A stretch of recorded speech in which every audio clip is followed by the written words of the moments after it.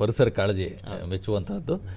ಈಗ ನಾವು ಮುಂದುವರೆದಂತೆ ಇದನ್ನು ನಾವು ಒಂದು ಉದ್ದಿಮೆಯಾಗಿ ತೆಗೆದುಕೊಂಡಿದ್ದೆ. ಅದರಲ್ಲಿ ಯಾವ ರೀತಿ ನಾವು ನಮ್ಮ ಕೃಷಿಕರು ಇನ್ನೂ ಹೆಚ್ಚು ಲಾಭ ಗಳಿಸಲಿಕ್ಕೆ ಅವಕಾಶ ಇದೆ ಅಂತ?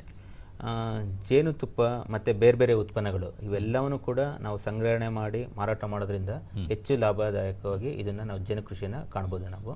ಮತ್ತು ಸಾಮಾನ್ಯವಾಗಿ ರೈತರು ನಮ್ಮಲ್ಲಿ ಸಣ್ಣ ಮತ್ತು ಅತಿ ಸಣ್ಣ ರೈತರು ಇರೋದ್ರಿಂದ ಅವರು ಜೇನು ಕುಟುಂಬಗಳನ್ನ ಇಟ್ಕೊಂಡು ಅವರ ಮನೆಗೆ ಇದು ಬೇಕಾಗುವಷ್ಟು ಜೇನುತುಪ್ಪವನ್ನು ಮಾತ್ರ ಸಂಗ್ರಹಣೆ ಮಾಡ್ತಾರೆ.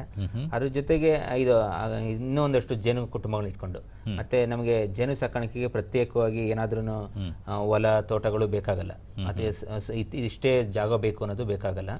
ಇರುವಂಥ ಜಾಗದಲ್ಲೇ ನಾವು ಜೇನು ಸಾಕಾಣಿಕೆನ ಮಾಡ್ಬೋದು, ಹೆಚ್ಚು ಜೇನುತುಪ್ಪವನ್ನು ಸಂಗ್ರಹಣೆ ಮಾಡ್ಬೋದು.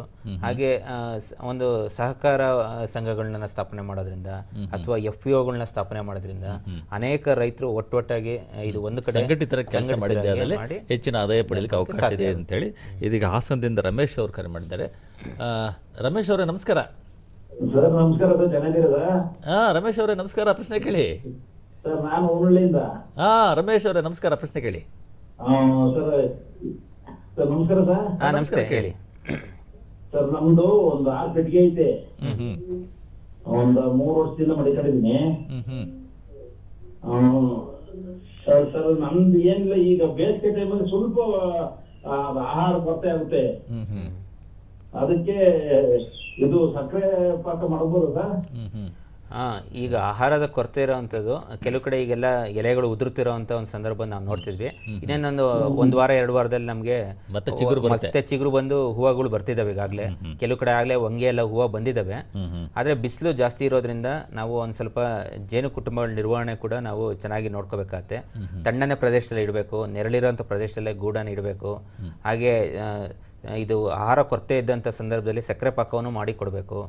ಮತ್ತು ಪರಾಗ ಸಂಗ್ರಹಣೆ ಮಾಡಿದರೆ, ಪರಾಗವನ್ನು ನೀವು ಸಂಗ್ರಹಣೆ ಮಾಡಿ ಇಟ್ಕೊಂಡಿದ್ರೆ ಅದನ್ನು ಜೇನು ಕುಟುಂಬಗಳಿಗೆ ತಿನ್ನಿಸ್ಬೋದು ಈ ಸಂದರ್ಭದಲ್ಲಿ.